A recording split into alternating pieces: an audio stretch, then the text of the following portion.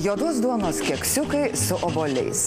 2 kiaušiniai, 100 gramų miltų, 1 arbatinis šaukštelis kepimo miltelių, 2 šaukštai cukraus, 1 obuolys, 1 riekelė juodos duonos, 2 valgomieji šaukštai porto vyno.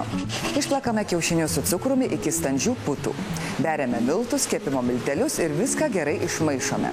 Pjaustome obuolius kubeliais ir dedame į tešlą. Plėšome juodą duoną ir užpilame porto vyno. Įsigėrus vynui, duoną suberiame į tešlą ir išmaišome.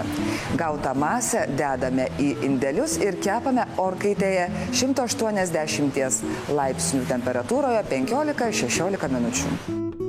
Obuolių salotos prie kekso. Obuoliai, šviežias čiobrelis, pusės apelsino sultys, medus. Obuolius supjaustome šiaudeliais, sumaišome su čiobreliais, medumi ir apelsinų sultimis.